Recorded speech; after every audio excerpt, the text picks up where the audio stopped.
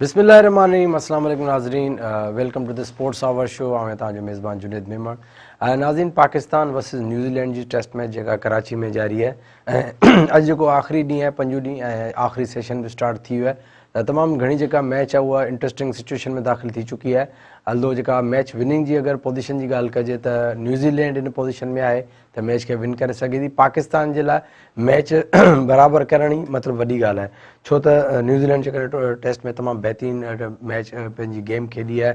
Bowling जी ॻाल्हि कजे, batting जी ॻाल्हि चए त ओवरऑल तमामु बहितरीनु खेॾियो न्यूज़ीलैंड।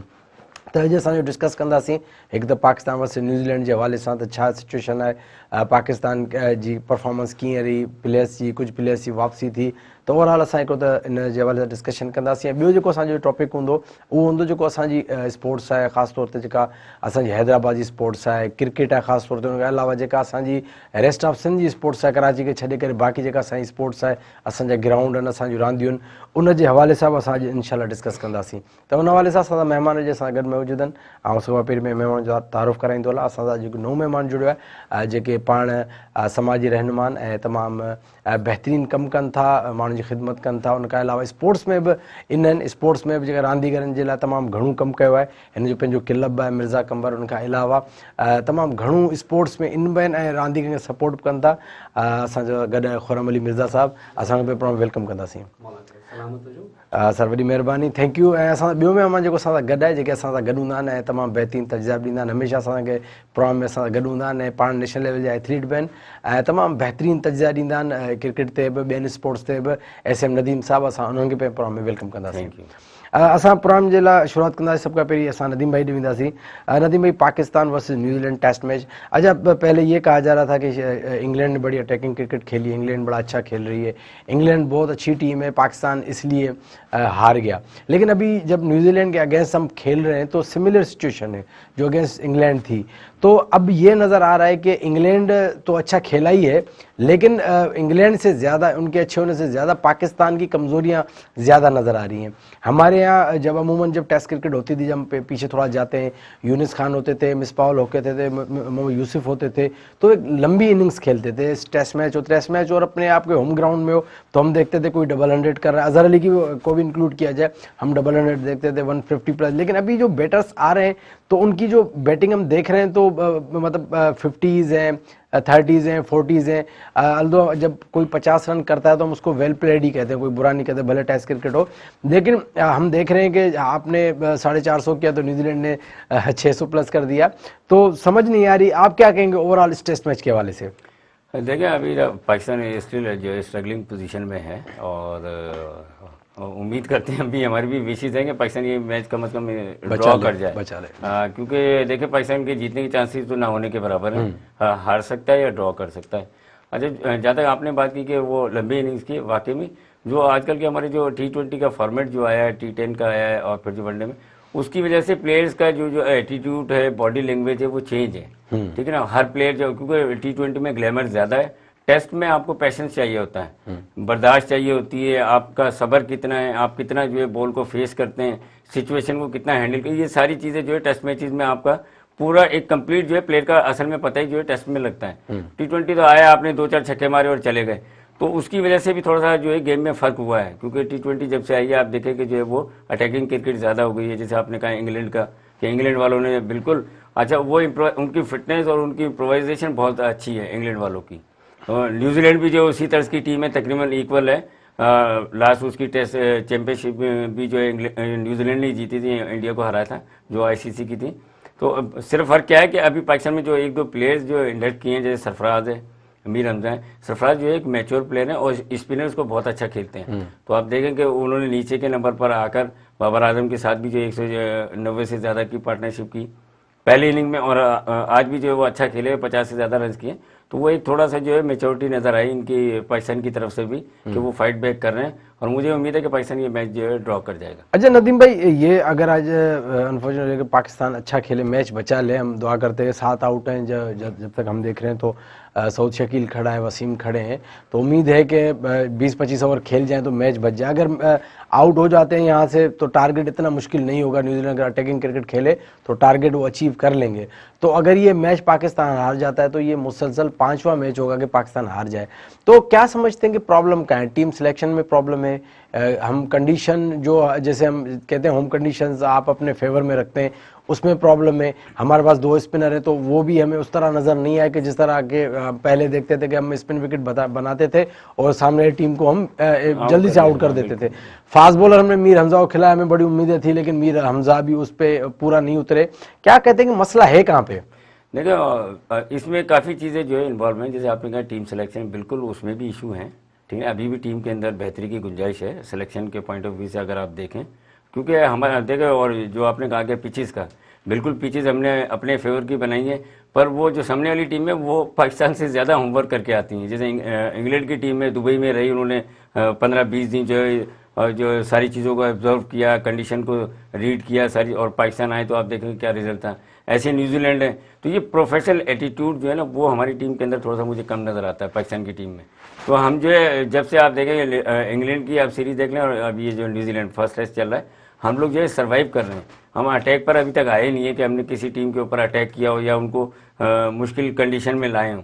तो ये सिलेक्शन, ठीक है ना, प्लेयर्स की फिटनेस, उनकी स्किल्स, उनका पैशंस, उनकी बर्दाश्त, सारी चीज़ें काउंट कर लें आप जो वो टीम के साथ होती हैं, उसकी कहीं ना कहीं कमी है, जिसकी वजह से पाकिस्तान जो है वो मकसद ये है कि डिफेंसिव मूड में ही नज़र आ रहा है पाकिस्तान की टीम जो है ना वो डिफेंस कर रही है, अटैक पर अभी तक नहीं आई। अच्छा, बाबर आजम पे भी बड़े क्वेश्चन मतलब के उंगली उठ रही है कि बाबर आजम की कप्तानी पे भी क्वेश्चन मार के क्या समझते हैं कि अगर बाबर आजम ये सीरीज भी हार जाते हैं तो इसमें हम क्या वाकई पॉइंट आउट करेंगे यार बाबर आजम की कप्तानी की वजह से हम हार रहे हैं, या बाबर आजम को हम कसूरवार नहीं करेंगे?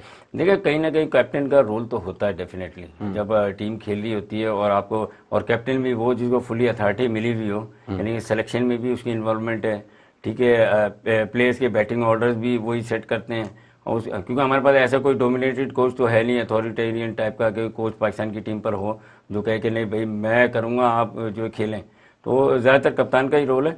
तो कप्तान के ऊपर यकीनन सवाल तो उठेंगे कि भाई देखें आप जो ये सेकंड सीरीज़ जा रही है और होम सीरीज़ है, ठीक है ना, अबे वो तो चलें समझ में आता है कि वहाँ की कंडीशन चेंज थी, चीज़ें चेंज थी, या आपकी होम सीरीज़ है और पाकिस्तान को जो है काफ़ी अरसे बाद जो है वो 50 साल से ज़्यादा अरसे बाद जो है इंग्लैंड ने शिकस्त दी है यहाँ पर। मकसद 7 दिन के अंदर हम इतने टेस्ट आ रहे हैं जितने 70 साल में आ रहे थे, ठीक है ना। तो ये सारी चीज़ें जो है वो आपको पता है काउंट करती हैं कि आप जो वो क्या कर रहे हैं और क्या नहीं कर रहे हैं, तो कप्तान की जवाबदारी होगी इसमें। अच्छा, हमने बड़े शफलिंग बड़ी देखी है प्लेयर्स में, हमने ये भी देखा कि पिछले मैच में कोई बॉलर खेला, उससे पिछले में कोई बॉलर खेला, स्पिन डिपार्टमेंट में हम देखते हैं तो पहले में जाहिद महमूद नज़र आए, फिर हमें कुछ टाइम पहले साजिद भी नज़र आए, फिर अभी यासिर शाह भी नज़र आए, फिर अभी अबरार भी है, नुमान भी खेल रहे हैं, कभी ड्रॉप, कभी ये फास्ट बॉलिंग की तरफ आते हैं तो भी यही मसला नज़र आता है कि कभी मोहम्मद अली को हम खिला रहे हैं, कभी मीर हमजा को खिला रहे हैं, कभी वो कोई अनफिट हो जाता है।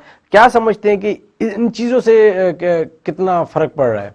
बिल्कुल देखें 100% इन चीज़ों से बहुत ज़्यादा फ़र्क पड़ता है। मेरी और आपकी मिसाल है ना, आप भी क्रिकेट खेलते रहें कि हमें अगर कभी खिलाएं और कभी ना खिलाएं, अनसर्टेनिटी में यानी कि वो कैफियत में रखें तो प्लेयर की जो परफॉर्मेंस है वो 100% नहीं होती है। वो प्लेयर जो है वो मकसद उसको एक खौफ आ जाता है कि यार पता नहीं अगला मैच में खेलूंगा या नहीं खेलूंगा या मेरे साथ क्या होगा, मैं ड्रॉप हो जाऊंगा।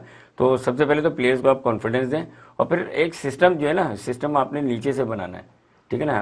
हम लोग बार बार बात करते हैं कि हमारे पास नीचे से प्लेयर्स जो है ना उस लेवल के नहीं आ रहे हैं जो इंटरनेशनल लेवल के ऊपर जाकर जो कोई बहुत ज़्यादा एक्स्ट्रा ऑर्डिनरी प्लेयर आपको कोई भी नज़र नहीं आएगा। ये दो चार प्लेयर हमेशा से पाकिस्तान टीम में रहे। बाबर आजम वो कोई इतना मकसद, बाबर आजम के अलावा उसके अलावा आप जितने भी प्लेयर्स देख लें वो तमाम जो 19-20 ही हैं, चाहे वो डोमेस्टिक सर्किट में हो या पाकिस्तान टीम में खेल रहे हो। तो ये इस वजह से शफलिंग ज़्यादा करते हैं कि आजमाने की कोशिश करते हैं कि भाई शायद ये चल जाए ये चल जाए। तो आप एक सिस्टम बनाएं, उस सिस्टम से प्लेयर्स को लेकर आएँ। वो एक मकसद कहते हैं ना कि पक्कर कुंदन बनता है, तो वो जब इस मरहले से निकलेंगे तो आपको जो बड़ा चेंज नजर आएगा पाकिस्तान टीम। बिल्कुल नाज़रीन, यही है काफ़ी सारा इशूज़ गॾिजी विया आहिनि, टीम सिलेक्शन जा इशूज़ बि आहिनि, कुझु पंहिंजो सोशल मीडिया बि घणो इन्वॉल्व आहे।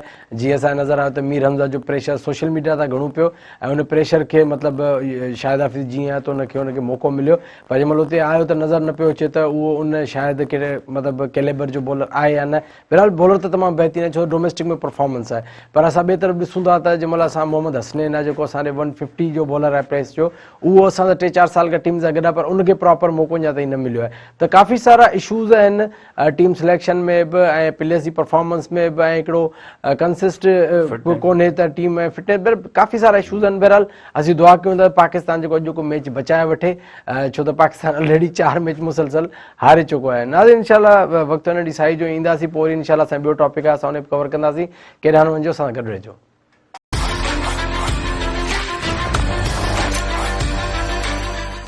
वेलकम बैक नाज़रीन, हिकु दफ़े तव्हां भली कार चवंदा प्रोग्राम स्पोर्ट्स आवर में असांजी डिस्कशन जारी आहे। ब्रेक ते वञण खां पहिरीं असां तव्हां ॿुधायो त पाकिस्तान वर्सेस न्यूज़ीलैंड जेका मैच जेका उहा तमामु सनसनीखेज़ 5 ॾींहं आहे, आख़िरी सेशन आहे ऐं 8 पाकिस्तान जो रांदीगर आउट थियो अनफॉर्चुनेटली। त पाकिस्तान जी पोज़ीशन जेका उहा तमामु सुठी न आहे।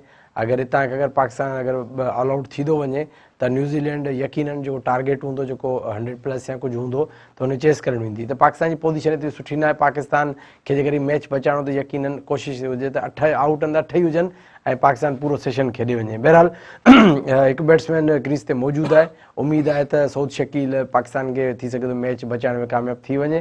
असांजी दुआ पाकिस्तान टीम सां गॾु आहे। बहरहाल असां ॿियो टॉपिक जेको अॼु असां डिस्कस कंदासीं त असांजो स्पोर्ट्स जेका असां ख़ासि तौर ते ॻाल्हि कयूं हैदराबाद जी, या असीं ॻाल्हि कयूं असांजो हैदराबाद रीजन लार्ड काउंटी जंहिंमें काफ़ी सारा असांजा 23-24 ज़िला आहिनि, उन में स्पोर्ट्स जो शौक़ु त तमामु घणो आहे, इन में त को क्वेश्चन आहे ई कोन्हे। हींअर रिसेंट टाइम में काफ़ी सारा प्लेयर जंहिंजी पाकिस्तान टीम ताईं पुॼाणी बि थी, पर उनजे बावजूद बि काफ़ी सारा इशूज़ आहिनि, ग्राउंड जा इशूज़ आहिनि, रांदीगरनि जा काफ़ी सारा मसइला आहिनि, डिपार्टमेंट जा इशूज़ आहिनि। त उन्हनि मसइलनि जे हवाले सां अॼु असां सां डिस्कस कंदासीं। असां हिकिड़ो महिमान गॾु मौजूदु आहे, खुरम अली मिर्ज़ा साहब। सर, फस्ट जो क्वेश्चन तव्हां ॾे खणींदुसि। तव्हां छा था सम्झो त असांजी क्रिकेट जेकर असां कंपेयर कयूं पंजाब जी क्रिकेट सां, कराची जी क्रिकेट सां, त असांजी क्रिकेट में हुनजी क्रिकेट में तव्हांखे कहिड़ो फ़र्क़ु नज़र अचे थो? बिस्मिल्लाहिर्रहमानिर्रहीम, मौला तव्हांखे सलामत रखे, परवरदिगार तव्हांजो हामी और नासिर। असल में छा आहे की पाण हींअर कंहिंसां कंपेयर थियण जहिड़ा न आहियूं। उनजी वजह सभिनि खां वॾी इहा आहे, जंहिं तरीक़े सां असांजो स्टेडियम जो जाल आहे ऐं उनजी हालात आहे, उहो तव्हांजी अखियुनि जे आॾो आहे। का शइ अहिड़ी न आहे जेका मीडिया खां परे हुजे, जेके हिननि माण्हुनि खां परे हुजे। तव्हां नयाज़ स्टेडियम खे ॾिसी वठो, हीउ एॾो वॾो मसइलो पियो थिए की 2 धुरियूं पाण में आहिनि की केरु संभालींदो केरु कंदो, उनजे करे बि न्याज़ स्टेडियम नंढड़को पियो आहे। अहिड़ा ई पंहिंजा हैदराबाद जा, पंहिंजे सिंध जा अहिड़ा स्टेडियम केतिरा आहिनि जेके नंढड़का पिया आहिनि। जेसिताणी ही सही नथा थियनि त तेसिताणी असां कंहिं बि पंहिंजे पाकिस्तान जे शहर या सूबे सां पंहिंजे पाण खे कंपेयर नथा करे सघूं। बिल्कुलु। अच्छा, छा था सम्झो त इन जो ज़िम्मेदार केरु आहे? मिसाल असीं समटाइम्स असां पाकिस्तान क्रिकेट बोर्ड खां डिमांड कंदा आहियूं त यार असांखे ग्राउंड्स कंप्लीट करायो। समटाइम्स असां डिमांड कंदा आहियूं गवर्नमेंट ऑफ सिंध खां, यार असांखे ग्राउंड्स कंप्लीट करायो। समटाइम्स असां लोकल एडमिनिस्ट्रेशन खे महिनतूं पिया कंदा आहियूं, यार असांजे ग्राउंड जो कमु करियो। समटाइम्स असां जेके स्टेक होल्डर हूंदा आहिनि, बिज़नेस कम्युनिटी, उन्हनि खे पिया चवंदा यार कुझु वार करियो। पोइ वीचारो हर को पंहिंजे इस्तेदार मुताबिक़ कंहिंजो मसइलो हूंदो आहे, यार असांखे कुझु फंड ॾियो त असां भला विकेट सीमेंट ठहिरायूं, पलस्तर करायूं, 50-60 हज़ार असांजो ख़र्चु आहे।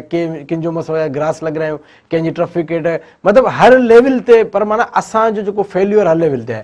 तव्हां ॻाल्हि की न्यास स्टेडियम जी, न्यास इंटरनेशनल, उन खां पोइ वरी ॿिया लोकल ग्राउंड, उन खां पोइ हेठि खां वठी मथे लेवल ताईं असां सां इशूज़ आहिनि। ज़िम्मेदार केरु आहे? साईं, ज़ाहिरी बि ॻाल्हि आहे, जॾहिं ज़िम्मेदार जी ॻाल्हि थी अचे, क्रिकेट सुधरंदी आहे हेठे लेवल खां, पर क्रिकेट खे सुधारे मथे ताईं खणी वेंदी आहे मथे वारी लॉबी जेका मथे संभालंदा आहिनि। PCB थी, ॾिसो तव्हां कल्ह बि तव्हां हिकिड़ो इवेंट कवर कयो नदीम भाउ सां गॾु, तव्हां आया हो, जंहिंमें शोएब उन में इहे काबिशूं हिननि जूं त हलनि पियूं, यानी की हेठि ऐं विच वारा उहे करनि पिया। पर हींअर अञा ताईं असां PCB वारनि खे ॾिसूं पिया की हेठि कुझु करनि। ऐं ॿी ॻाल्हि, ज़िले में यानी MP MNA थिया या असांजा हिते अरबाब इख़्तियार थिया, उन्हनि खे सोचणु खपे की असां सिंध जी छा हालति पिया कयूं हिन स्पोर्ट जे लिहाज़ सां। ॿिया शोबा त असांजा उअं ई छॾियल आहिनि हर शइ में, पर जेका स्पोर्ट आहे उन ते असां छा पिया कमु कयूं। असां नंढे हूंदे खां हिकिड़ी शइ नंढनि खां ॿुधंदा हूंदा आहियूं की पढ़णु लिखणु तीर हणणु, चौथी घोड़े सुवारी जेको नंढे हूंदे नस्ब कयो उहो वॾे हूंदे ख्वारी। नंढे हूंदे खां हिकिड़ो असांजे इल्म में हिकिड़ी सोच हूंदी आहे कि असां स्पोर्ट सेखारींदासीं, ऐं स्पोर्ट्स खाली स्पोर्ट न आहे, इन में ॿार अची सिखनि था। सिर्फ़ु सिखनि इहो नथा कि क्रिकेट कीअं रहिबी, हू पंहिंजे फिज़िकल त तयारु थींदा आहिनि, मेंटल बि तयारु थींदा आहिनि, पर कोच जी इज़त कंदे कंदे पंहिंजे वालदेन जी बि इज़त, यानी हिकिड़ो स्कूल आहे, थॉट आहे कि तव्हांखे कीअं हलणो आहे। पर चवण जो मतिलबु इहो आहे कि जेसि ताईं असांजा फंड जेके अचनि था उहे सही तरह सां लॻंदा न, तेसि ताईं कुझु कोन थींदो। तेसि ताईं असां हिक ॿिए ते ख़ाली आङुर खणंदा रहंदासीं। पर आउं चवां थो जेको तव्हां मौज़ू खयो आहे उहो सभिनि खां बहितरीनु जुनबा। तव्हां मीडिया हमेशा हर नामुमकिन खे मुमकिन करायो आहे। त आउं तव्हांजे तवसल सां अहबाब इख्तियार खे इहो चवंदुसि कि थोरो तवजो ॾे असां ते। असांजी सभु स्पोर्ट जेका आहे उहा ईअं रहिगा वञे पई। असांजी हींअर कोशिशि आहे, असां पंहिंजे हिसाब सां त कोशिशि कई सघूं था। जीअं शुजात अली मिर्ज़ा आहे मुंहिंजो नंढो भाउ, उहो असां हींअर स्टेडियम हैदराबाद खे ॾेई रहिया आहियूं, हींअर इंशाल्लाह कमु स्टार्ट थींदो। त हींअर इहो बि स्टार्ट कयूं पिया असां हिकिड़ो हैदराबाद में ई, पोइ आस्ते नवाबशाह में बि वेंदासीं ऐं ॿिया बि ज़िलनि में कोशिशि कंदासीं, जेको असांखां थी सघे पियो उहो कंदासीं। ऐं शुजात अली मिर्ज़ा यानी मुंहिंजो नंढो भाउ, उहो ॾाढो बहितरीनु अदार आहे, माशाल्लाह तव्हां नाले सां सुञातो हूंदो। त हू जंहिं तरीक़े सां कमु करे रहियो आहे क्रिकेट जे लिहाज़ सां, जीअं तरीक़े सां ॿई भाउर सपोर्ट हिक ॿिए सां करे क्रिकेट जो वधक कयो, तीअं असां ॿी स्पोर्ट्स ते पहुचूं पिया। हींअर स्कूल पिया असां अकेडमी पिया खोलियूं जंहिंमें ऑल यानी कि जेतिरियूं बि स्पोर्ट आहिनि उन में असां उहो सेखारींदासीं। उन जे लाइ कोच लाइ बि अप्रोच कयूं पिया। इंशाल्लाह आस्ते आस्ते असां कुझु कयूं पिया, जीअं लोकल माण्हू पिया कयूं, पर असां चाहियूं था तव्हां असांजी आवाज़ थियो, ताकी असांजी हू MP बिरादरी या MNA थिया यानी सियासतदान थिया या असांजा ब्यूरोक्रेट थिया, जंहिं वटि फंड अचनि था, उहे सही तरह सां असांजी इन्हनि यानी कि स्टेडियम ते हणनि ताकी असां बहितर में बहितर पंहिंजा छोकिरा ट्रेन करे सघूं। न त पोइ असां सां उहा ई ॻाल्हि थींदी जेका हमेशह थींदी आई आहे, पोइ असांखे हिकिड़ो ॿियो शोबो खोलणो पवंदो, उन में ॿार खे सेखारणो पवंदो तोलियो हथ ते वधी ऐं बोतल कीअं पुॼाइबी, छोकी असांजो खिलाड़ी वञे त थो उते, पोइ बाक़ी इहो थो करे। हा बिल्कुलु, इहो त इशूज़ आहिनि असांजे रांदीगर, छो त इलाही वक़्त खां पोइ ताईं पहुता त वरी उते उन्हनि पंहिंजी जेका जॻह ठाहिण में बि हिकिड़ो अञा बि अगरि काउंट कजे त जेके असांजा 6-7 प्लेयर खेॾनि, अञा ताईं हिकिड़ो प्लेयर उन लेवल ते न पहुतो आहे जंहिं लेवल ते असां लेजेंड्स खे काउंट कंदा आहियूं। अगरि वकार यूनुस आहे, वसीम अकरम आहे, त उन लेवल ते अञा ताईं असांजो प्लेयर न पहुतो आहे। अगरि शर्जील ख़ान उन पोज़ीशन में अचण वारो हो त हुन सां कोई इशूज़ थी विया, त हसनैन आहे वीचारो काफ़ी टाइम खां अञा स्ट्रगल करे पोइ टीम में प्रॉपर जॻह ठाहे, ॾाहणी जो बि सेम इशू आहे, नोमान अली बि इन आउट आहे, त इहे इशूज़ तव्हां बिल्कुलु सुठो पॉइंट रेज़ कयो। अच्छा, प्लेयर सां अगरि तव्हां बि 2015 खां तव्हांजो क्लब आहे, कमु करे पियो, प्लेयर सां गॾु तव्हां कमु कयो पिया, प्लेयर जो बुनियादी मसइलो छा आहे? छो त असां ॾिसूं था त असांजे प्लेयर बेरोज़गार आहिनि। असां अगरि कराची में वञूं था त अगरि प्लेयर क्रिकेट खेॾे थो त कंहिं न कंहिं लेवल ते उहो अर्निंग करे थो। नंढा नंढा डिपार्टमेंट्स आहिनि, वॾा वॾा डिपार्टमेंट। असांजो रांदीगर अगरि क्रिकेट जे तरफ़ अचे थो, सभु कमकार छॾे, त उहो वीचारो परेशान थो थिए, हुनजो रोज़गार कोन्हे। आख़िर इहे इशूज़ असां सां ई छो आहिनि? साईं, पहिरीं त हिकिड़ी शइ वाज़े हुजणु खपे, क्रिकेट जे लाइ कुझु छॾणो नथो पवे। क्रिकेट तव्हांजी सभु शइ खे बहितर करे थी। मां तव्हां सां पहिरीं अर्ज़ु करे चुको आहियां, स्पोर्ट वाहिद शइ आहे जेको ज़हन खोले थी, तव्हांजी तरबियत करे थी। त पोइ किथे पढ़ाई ऐं उनजो, ऐं कुझु माण्हू अहिड़ा आहिनि जेके पढ़ी नथा सघनि, त उन में वरी असांजा पंहिंजा लूप होल्स आहिनि, पंहिंजी सियासी लूप होल्स आहिनि, जंहिंजे करे स्कूल न आहिनि, स्कूल सही तरह सां न आहिनि, उन में मेयूं ॿधल आहिनि, ॿिया मसइला इलाही आहिनि। त इहो चवणु की यार पढ़ी नथा सघनि, न पढ़ी बि सघनि पिया। हा, कारोबार जे लिहाज़ सां ज़ाहिरी बात आहे, हिकिड़ो ग़रीब जो ॿार अगरि हारी आहे ऐं उहो अचे थो हिते, त उनखे कीअं सपोर्ट कयो वञे? त ईअं न आहे। जेकी जंहिं क्लब में उहो अची रांदि रहे थो उहो फुली सपोर्ट कंदा आहिनि। असांजो क्लब 2015 खां नदीम भाई वारा सभु सपोर्ट कंदा आहिनि, ईअं न की कंहिंखे छॾे ॾींदा आहिनि। मथे ताईं असांजो खणी वञण जो, हुनखे तयारु करे मथे पुॼाईंदा आहियूं। पोइ अॻियां आहे मथे वारनि जो कमु। त त हुननि खे रांदि राहिनि था या उनखां बोतल खणाइनि था। अच्छा, न मुंहिंजो तव्हां बिल्कुलु सही ॻाल्हि कई, सपोर्ट आहे, कंहिं कंहिं लेवल ते सपोर्ट आहे, पर मुंहिंजो जो क्वेश्चन उन तरफ़ हो त असांजे डिपार्टमेंट जो इशू ॾाढो आहे। ॾिसो मिसाल डिपार्टमेंट जी महिल ॻाल्हि थिए थी बिज़नेस कम्युनिटी अचो थी वञे, त आख़िर जेकर कराची में बिज़नेस कम्युनिटी पंहिंजी टीम्स ठाहे थी, प्लेयर्स खे प्रोवाइड करे थी, उन्हनि खे सैलरी ॾिए थी ऐं क्रिकेट में बि इन्वॉल्व थियनि था, ऐं नथो ॻाल्हि कयां फर्स्ट क्लास डिपार्टमेंट्स जी, ऐं उन्हनि डिपार्टमेंट जी ॻाल्हि जेके क्लब टूर्नामेंट खेॾनि था, नंढियूं नंढियूं कंपनियूं नंढियूं ऑफिसिस आहिनि, त आख़िर असांजो इहो रुझान छाजे करे कोन्हे? सही उन वजह पंहिंजो स्टेडियम अगरि बहितर तरीक़े सां ठहियलु हूंदा न, जेतिरी वधि में वधि मैचिस हूंदियूं ऐं स्पॉन्सर्स मिलंदा, ज़ाहिरी ॻाल्हि आहे असां जेतिरो करे सघूं था पंहिंजे वस में कयूं था, पर असांखे बि उन ई बिज़नेस कम्युनिटी जी स्पॉन्सर जी हैदराबाद में, ॿियो लालकाणा में, नवाबशाह में ज़रूरत पवंदी आहे, उहे असांजी मदद कंदा आहिनि। पर स्टेडियम असां वटि एतिरो जल्दी यानी एतिरो साफ़ सुथरो न आहे जंहिंमें माण्हू खेॾी अॻियां वधी सघे। ठीकु आहे न, तव्हांजो खिलाड़ी ओसिताणी रही थो वञे हलियो, उन जी वजह इहा आहे की तव्हां अञा बि आउं इहो ई चवंदुसि, वरी तव्हांखे इहा ॻाल्हि कंदुसि की असां वटि जेके फंड अचनि था उहे स्टेडियम्स में लॻणु शुरू करनि, त इहे जेके मसइला तव्हां ॿुधायो पिया की अचण खां पोइ हू स्टेडियम यानी की असां वटि जीअं क्रिकेट मिर्ज़ा क्रिकेट क्लब आहे, त पोइ आउं पंहिंजे प्लेयर खे महाना रखी छॾंदुसि। महाना आउं तॾहिं रखंदुसि न जॾहिं की मूं वटि उन हिसाब सां क्रिकेट वधि में वधि थींदी। असांजी जॾहिं क्रिकेट थिए थी त महीने में 6 महीननि में 3 महीननि में असांजो हिकिड़ो टूर्नामेंट थो थिए। इन में हिकिड़े टूर्नामेंट में असां न कंहिं छोकिरे खे संभाले सघंदासीं न सम्झाए सघंदासीं। उन जी वजह इहा आहे की जेसिताणी तव्हांजो हिते जो जाल मुकमल नथो थिए, यानी स्टेडियम जो जाल, तव्हां मेहरान स्टेडियम तव्हां वञो, तव्हां ॾिसंदव परेटा बाज़ार जे पासे उन जी हालत ॾिसो, तव्हां ॿियनि स्टेडियम ते वञो हलिया उन्हनि जूं हालतूं ॾिसो, तव्हां वटि हर शइ प्रोवाइडेड आहे गवर्नमेंट जे तरफ़ां, तव्हां वटि लखे करोड़ जूं प्रॉपर्टियूं पयूं आहिनि, हुन जो बजट अचे थो, फंड अचे थो, पर लॻे नथो। असां तव्हांखे इहा अर्ज़ु करणु यानी तव्हांखे अर्ज़ु कंदासीं जुनेद भाउ, तव्हां हमेशह क्रिकेट जे लाइ ऐं बहितरीनु कमु कयो आहे, ऐं मां तव्हांखे कल्ह बि सराहियो की तव्हां जेके सवालात पुछा उहा थ्रू द पॉइंट हुआ, त तव्हां असांजी आवाज़ थियो ताकी जेके असांजा ज़िमेदार आहिनि उहे सही तरह सां स्टेडियम के जेके फंड मिलनि पिया उहे हणनि, ताकी असांजी मैच वधि में वधि थींदी, त ही जेके बेरोज़गारी जेको तव्हां ॻाल्हि कई उन्हनि जी उहा बहितर थी सघे। बिल्कुलु बिल्कुलु, तव्हांजो जेको पॉइंट हो टू द पॉइंट तमामु ज़बरदस्त जवाब हो त डिपार्टमेंट तॾहिं त जॾहिं क्रिकेट हूंदी, क्रिकेट तॾहिं जॾहिं ग्राउंड हूंदा। हाला जो नाज़रीन ग्राउंड आहे, अॻु में बि असां प्रोग्राम कया आहिनि त 15 साल थी विया आहिनि, स्पोर्ट्स कॉम्प्लेक्स आहे, मुकमल नथो थिए। नौशहरो फेरोज़ वारे खे 15 साल थिया आहिनि, उहो मुकमल नथो थिए। टंडो लयार जे 15 साल थिया आहिनि, उहो मुकमल नथो थिए। टंडो मोहम्मद ख़ान जो ग्राउंड आहे, उहो मुकमल नथो थिए। न्याज़ स्टेडियम खंडर वांगुरु हिकिड़ो थी वियो आहे, मोहन जो दड़ो बि कुझु डेवलप आहे, पर न्याज़ स्टेडियम उन खां वधीक पंहिंजो बंजर लॻो पियो आहे, उहो नथो ठहे। कासमाबाद स्पोर्ट्स कॉम्प्लेक्स जी ॻाल्हि कजे, उहो बि हाणे हिकिड़ो खंडर जी सूरत अख़्तियार करे पियो, उहो डेवलप नथो थिए। त असांजा तव्हां ॿिया बि काफ़ी सारा ख़ैर ग्राउंड त अगरि ॻणंदा त पोइ त बेशुमार आहिनि, पर इहे सिर्फ़ु असां ॾे आहिनि, ईअं न आहे। कराची वेंदव, कराची में जेतिरा बि ग्राउंड आहिनि वेल डेवलप आहिनि, ग्रासी आहिनि, पवेलियन आहिनि, लाइटूं लॻल आहिनि, हर शइ डेवलप आहे। असां ॾे इशूज़ आहिनि, त बिल्कुलु जंहिं महिल ग्राउंड ठहंदा क्रिकेट थींदी त पोइ तव्हां ॻाल्हि त डिपार्टमेंट बि ठहंदा। बहरहाल नाज़रीन, वक़्तु हुन ॾींहुं साई जो इंशाअल्लाह कचहरी जारी रहंदी, केॾा वञो असां सां गॾु रहिजो।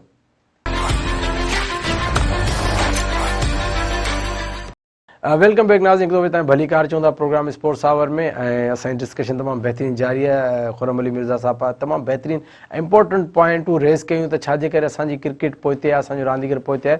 तमामु वैलिड पॉइंट्स हुयूं, ऐं पाकिस्तान जी कंडीशन जेसिताईं असांखे असांजे लास्ट ताईं ख़बर पियो असांजी 58 टन 106 जी लीड पाकिस्तान ॾिनी आहे। अञा बि 26 ओवर आहिनि, त पाकिस्तान कोशिशि कंदो त 26 ई ओवर खेॾे त मैच बचाइण में कामयाबु थिए। कंडीशन स्टिल अञा टाइट आहे, अञा बि सम्झो त जेके 15 ओवर ताईं तक़रीबन थोरो ख़तरो आहे। 15 ओवर ताईं अगरि पाकिस्तान सर्वाइव करे वञे थो, पाकिस्तान खे चांसिस मैच बचाइण तमामु घणा थी वेंदा। सो बहरहाल पाकिस्तान गुड लक विश कयूं था। ऐं जेको टॉपिक असां डिस्कस कयो पिए खुरम भाई साथ, उनजो थोरो नदीम भाई खां थोरो पॉइंट, नदीम भाई पॉइंट बड़ा वैलिड है कि ग्राउंड नहीं है, जब ग्राउंड नहीं है तो क्रिकेट नहीं है, क्रिकेट नहीं तो डिपार्टमेंट किस काम के, कि डिपार्टमेंट तो सर की बात बिल्कुल वैलिड है कि मैं अगर किसी प्लेयर को पे करूंगा तो वो तब करूंगा ना जब मैं महीने में 4-5 टूर्नामेंट खेलूं। टूर्नामेंट ही 6 महीने में 2 होंगे तो पैसे देने का फ़ायदा क्या है? हाँ देखिए, बिल्कुल खुरम भाई ने बिल्कुल सही कहा, और सबसे पहले तो मैं इनका शुक्रिया अदा करूँगा खुरम भाई का कि ये एक क्लब के ऑनर भी हैं और उसको रन कर रहे हैं, इनके छोटे भाई शुजात मिर्ज़ा साहब। और ये यंग बच्चों को जो है प्रमोट करते हैं बहुत ज़्यादा, जो अंडर 16 और 19 के जो बच्चे हैं। तो कुछ अच्छे लोग हैं जो अच्छा काम कर रहे हैं, उनमें से ये लोग भी हैं। तो शुक्रिया अच्छा, जो जहाँ तक आपने बात की कि भाई बिल्कुल सही कहा इन्होंने कि देखें जब तक हमारे पास फील्ड नहीं होंगी तो प्लेयर्स कैसे आएंगे, उनको उस लेवल के मौके भी नहीं मिलते ना। जब आप देखें अब गली कूचों में खेल कर तो प्लेयर बनने से रहा, ठीक है ना, आपको उस लेवल का वो एक स्टैंडर्ड भी मेंटेन करना होता है कि उनको अच्छे ग्रासी ग्राउंड दें, अच्छी पिचेस दें, तो फिर वो आगे जाकर आपके लिए सर्व करते हैं। और फिर वो डिपार्टमेंट की, अब कराची में आप देखें कि इतने जो है वो मल्टीनेशनल टूर्नामेंट होते हैं, ठीक है, मुख्तलिफ कंपनीज हैं। अच्छा, एक और इशू ये भी है हमारे साथ कि जो है ज़्यादातर जो हेड ऑफिस हैं मल्टीनेशनल कंपनीज के वो कराची में, ठीक है ना, ये भी एक इशू है। तो हमारे बच्चों को यहाँ से अंदरूनी सिंध से कराची जाना पड़ता है खेलने के लिए, अगर कोई एक्स्ट्रा ऑर्डिनरी है, फिर उसको अपने लिंक्स बनाने पड़ते हैं किसी से, क्लब से, मकसद वास्ते वसीले करके। शुरू में तो ऐसे ही स्टार्ट लेना पड़ता है। जब आप एक रिनाउंड पर्सनैलिटी हो जाते हैं एज ए क्रिकेटर, तो फिर तो हर कोई आपको हायर कर लेता है, ठीक है ना। अब हमारे बच्चों में ये भी बेचारों को बहुत ज़्यादा स्ट्रगल, अब उनकी रिहाइश का मसला वहाँ पर कराची में, ठीक है, अकोमोडेशन का, खाने का, पीने का, रहने का, तो काफ़ी इशूज़ हैं। तो सबसे पहले हमने क्या करना है कि कराची, लाड़काना, नवाबशाह, इन रीजन में अच्छे ग्राउंड बनाए हम, और अच्छे लोग हैं हमारे पास। देखें ज़्यादातर जो हमारे पास जो ज़मींदार लोग हैं वो इन्हीं इलाकों से हैं, उनके पास पैसे की कोई कमी नहीं है।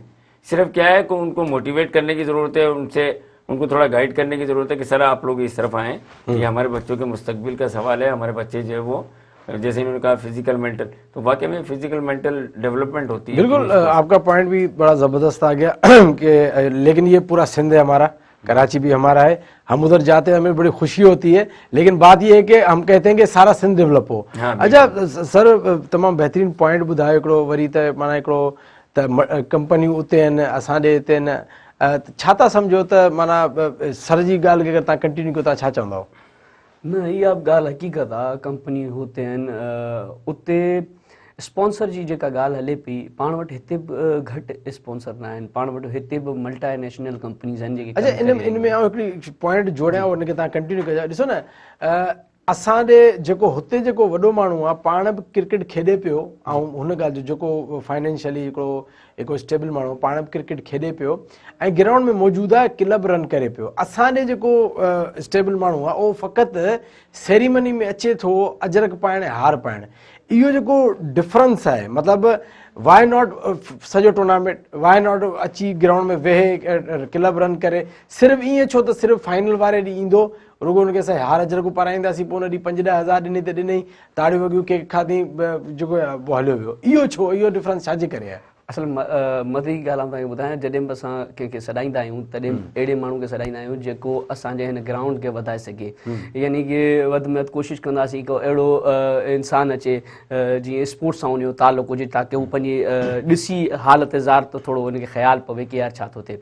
ऐं रही ॻाल्हि तव्हांजी कि ॿिया माण्हू यानी कि छो नथा अचनि या छो नथा रहनि, त मूंखे यादि आहे अॼु खां तक़रीबन न्याज़ स्टेडियम में, ऐं अगरि ग़लति न आहियां त 25 साल पहिरीं हिते तक़रीबन न ग़रीब न अमीर, बग़ैर रंगो नसल ऐं तफ़रीक़ सां एतिरा माण्हू आया हुआ हिते, यानी कि सिर्फ़ु पंहिंजो ट्रायल ॾियण जे लाइ, कि न्याज़ स्टेडियम त छा, ई ॿाहिरि वारो रोड बि जेको थियो उहो बि घटि पइजी हलियो हो।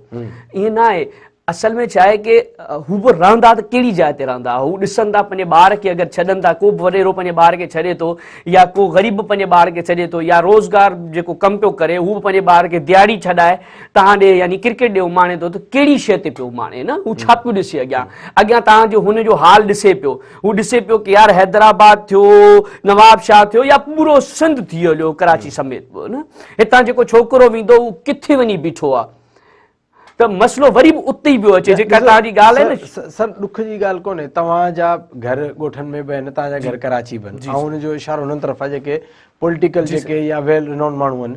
तव्हांजो जंहिंमहिल तव्हां कराची वञो था त उते जूं तव्हां सभु सहूलियतूं अवेल कयो था, उते तव्हां सुठनि ग्राउंड में वञो था, सुठे पार्क्स में जॉगिंग कयो था, क्लब्स में वञी पंहिंजो तव्हां हर शइ कयो था, तव्हां वापसि जितां वोट तव्हां वठो था, जिथे तव्हांजो बिज़नेस आहे, उते जंहिंमहिल तव्हां वापसि अचो था, उते तव्हांखे ग्राउंड पंहिंजा ॾिसी करे ॾुख नथो थिए त असां हिते बि डेवलप करियूं, जीअं असां कराची में वञी असां पंहिंजो सभु कुझु कयूं था, त असां पंहिंजे ॻोठ खे या पंहिंजे शहर खे छो नथा कयूं त असांजे ग्राउंड में थी वञनि? साईं माज़रत अगरि, पर असां वटि इहे चंद फैमिलियूं आहिनि जेके उन ई इलाइक़े में रहनि थियूं जितां वोट वठनि थियूं। बाक़ी जेके वोट वठनि थियूं उहे वञी थियूं हलियूं या उन्हनि खे टिकट मिलंदा आहिनि जेके ॿिए पासे जा हूंदा आहिनि उहे अची हितां विढ़ंदा आहिनि। इहो पाण सां गॾु हमेशह आलिमियो रहियो आहे, हमेशह पाण सां गॾु इहो ई थींदो आहे। ऐं बहरहाल इहो हाणे सियासी लिहाज़ आहे, उनखे पाण छॾियूं था, इहो टॉपिक ई पंहिंजो कोन्हे। पंहिंजो टॉपिक आहे रांदि। त मेन शइ इहा आहे कि जिते तव्हांजा स्टेडियम सही थी हलिया, आउं तव्हांखां हिते वेठो ॻाल्हि कयां, आउं तव्हांखे ॿुधायां पियो कि आउं तव्हांखे ग्राउंड हिते पंहिंजे हैदराबाद में ॾियूं पिया, अॻियां ॾींदासीं। त असांखे ख़ाली 6 महीना ख़ाली हींअर आउं हिते वेही ॻाल्हि पियो कयां, 6 महीना ख़ाली नदीम भाई जहिड़ा असां सां गॾु आहिनि, अला हयाती ॾियनि, असांजा सरपरस्त आहिनि। ही 6 महीना ख़ाली असांखे तवजो ॾियो हिते हैदराबाद जे ग्राउंड खे, सिर्फ़ु 6 महीना। 6 महीननि खां पोइ तव्हां असांखां रिज़ल्ट वठो इंशाल्लाह। 6 महीननि ताईं तव्हां असांखे करे ॾेई छॾियो कि ग्राउंड ओके थी वञे, न पोइ असांखां रिज़ल्ट वठो। असां तव्हांखे स्पॉन्सर कराची छा, हैदराबाद छा, लाहौर जा छा, केरु बि अची हिते कंदो। छो कि हुननि खे ख़बर हूंदी कि हिते असांजी के बैनर के किथे लॻो पियो आहे त के रांदि रहण वारा ॾिसनि पिया। तव्हां वटि हिते इहो अलमियो आहे कि तव्हांजी मैच ते को कोन थो अचे ॾिसणु। आउं त इहो बि चवंदुसि जेके पंहिंजा क्रिकेटर आहिनि, फर्स्ट क्लास क्रिकेट हैदराबाद मां वही हली आहे। असांखे यानी कि सफ़ा बेयारो मददगार क्रिकेट खे छॾे ॾिनो अथनि। आउं चाहींदुसि कि हिकिड़ो मैच इहो थियणु खपे हैदराबाद में, नियाज़ स्टेडियम में, ताकि असांजी वरी उहा जेका रूह असांजी निकिरे पई आस्ते आस्ते वापसि उन जी जाइ ते अचे, असांखे वरी शौक़ु थिए, उन्हनि छोकिरनि खे शौक़ु थिए वरी उन स्टेडियम में कमु करण जो, माण्हुनि खे शौक़ु थिए। जीअं हींअर फंड ग़ाइब पिया थींदा वञनि, उन बारे में पाण ॻाल्हाए छॾियो आहे। त अलाह तव्हांखे सलामत रखे, ईअं ई तव्हां असांजी आवाज़ थींदा रहो, इंशाअल्लाह परवरदिगार कंदो स्पोर्ट, हर स्पोर्ट में बहितरी थींदी। बिल्कुलु इंशाअल्लाह। तमामु बहितरीन ऐं ज़बरदस्त पॉइंट सर बि ॿुधायो ऐं लाज़मी ॻाल्हि आहे, इहे इशूज़ आहिनि, ग्राउंड जा इशूज़ आहिनि, ग्राउंड जा इशूज़ रिज़ॉल्व थींदा, प्लेयर्स जा बि इशूज़ जाम सारा आहिनि, त पोइ ओवरऑल हिन ते कमु थींदो। त बहरहाल जेके सर जेके ॻाल्हि कई आहे असां हुननि खे इंशाअल्लाह सपोर्ट मीडिया त बिल्कुलु मेहरान टीवी तव्हां सां गॾु आहे इंशाअल्लाह। असीं तव्हां सां गॾु आहियूं, तव्हांखे बिल्कुलु हर स्टेप ते सपोर्ट कंदासीं, छो त असीं ख़ुदि चाहियूं था त जेके ग्राउंड जा इशूज़ आहिनि ऐं रांदियुनि जा इशूज़ आहिनि रिज़ॉल्व थियनि, ताकी असांजी क्रिकेट बि उहे पूरी दुनिया जे मथे, जीअं पूरी दुनिया जी स्पोर्ट मथे असांजी स्पोर्ट मथे अचे, असांजे ग्राउंड मथे अचनि। सो बहरहाल जेको तव्हां टॉपिक कयो उनखे त फ़िलहालु हाणे कयूं था, एंड था कयूं, ऐं इंशाअल्लाह हिनखे पाण कंदा रहंदासीं नेक्स्ट टॉपिक्स में भी। अब थोड़ा नदीम भाई, थोड़ा पाकिस्तान की जो मैच है उसकी कंडीशन तो आपके सामने है। अच्छा, आप क्या समझते हैं जो मैनेजमेंट चेंज हुई है, इस हवाले से आप क्या कहेंगे? ये रमीज़ राजा चले गए, नजम सेठी आ गए, इस पे भी अपना पॉइंट ऑफ व्यू दें। शाहिद अफरीदी आ गए, शाहिद अफरीदी तो आपको पता है बैटर भी बड़े एग्रेसिव थे और सिलेक्शन में भी एग्रेशन दिखाया, आते ही छक्के चौके मारे। क्या कहेंगे आप? देखिए, असल में चेयरमैन की जो सीट है वो सियासी, पूरे पाकिस्तान को पता है कि सियासी तौर पर आते हैं, कोई वोटिंग का या इलेक्शन का ऐसा प्रोसीजर तो है नहीं कि आपने डिवीज़न से, रीजन से या प्रोविंस से या कोई ऐसा कोई सिस्टम बना हुआ हो। वो एडॉक बेसिस पर आए नजम शेट्टी साहब। हाँ, पर ये ज़रूर है कि कुछ काम रमीज़ राजा साहब ने भी अच्छे किए, ऐसा नहीं है कि सारे बुरे किए, कुछ काम ये लोग भी अच्छे कर रहे थे। जैसे PSL जो है वो नजम शेट्टी साहब के दौर में यहाँ पर पाकिस्तान में भी पहली मरतबा, उसको फिर बाद में लोगों ने कंटिन्यू किया। देखिए, लोग तो आते हैं, एक से एक लोग आते हैं, लेजेंड सिकंदर आजम भी आए, चले गए, दुनिया 3 हिस्से दुनिया के फतेह किए, खालिया चले गए, उसके बाद भी लोग आए। तो ऐसी जो ये जो बड़े बड़े ओहदे होते हैं चेयरमैन के या जो लेजेंड प्लेयर होते हैं, ये भी चले जाते हैं आहिस्ता आहिस्ता, इनकी जगह नए लोग आ जाते हैं, नया टैलेंट आ जाता है। तो हमने क्या, अब हमारी प्राइम ड्यूटी क्या है? जैसे शाहिद अफरीदी साहब जो है वो खुद भी माशाल्लाह से जो है वो बड़े सोशल हैं और क्रिकेट के ऊपर बहुत ज़्यादा काम भी कर रहे होते हैं, वो उनकी अपनी फाउंडेशन है। उनको चाहिए कि वो एक सिस्टम बनाकर दे जाए, इन 4 महीने में कुछ ना कुछ सिस्टम में बेहतरी लाए। अच्छा पॉइंट आ गया आपका। अब प्रोग्राम का भी टाइम एंड पे पहुंच गया है, हम सिर्फ खुरम भाई से मैसेज लेंगे, मैसेज ॾियो असां नाज़रीन खे, पोइ इंशाल्लाह प्रोग्राम वाइंड अप कंदासीं। साईं, बस इहो ई चवंदुसि कि तव्हां हिन क्रिकेट खे या कंहिं बि स्पोर्ट खे एॾो लाइट न वठो, इन में पंहिंजे ॿारनि खे इन कयो, जेतिरा हुननि जी ज़हनी तरबियत थींदी, जिस्मानी तरबियत थींदी, त हू हर ॿिए कमनि खां बचंदा। हर हींअर पाण वटि ॾाढा इशू हलनि पिया, यानी कि ॿियूं बि इलाही शयूं हलनि थियूं, मनशियात जे हिसाब सां तव्हांजो ॿारु हुन में बचंदो। वधि में वधि ॿारनि खे स्पोर्ट रायो, तव्हां वधि में वधि जेतिरो थी सघे ॿारनि खे जेतिरो स्पोर्ट ॾींदो ओतिरो बहितरु आहे, जेतिरो मोबाइल ॾींदो उन में ॿार रहिजी वेंदा। चले सरवरी मेहरबानी, तहाँ आया असांजे प्रोग्राम में, तमाम बेहतरीन कचहरी थी। नदीम भाई आपका भी शुक्रिया, बड़े अच्छे आपने भी जो एनालाइज किया, और टाइम बड़ा शॉर्ट हो गया अख्ताम पे। बहरहाल नाज़रीन, सुभाणे ताईं पंहिंजे मेज़बान जुनेद मेमण के प्रोग्राम में इजाज़त ॾींदा, पंहिंजे लाइ ख़्यालु रखंदा। अल्लाह हाफ़िज़।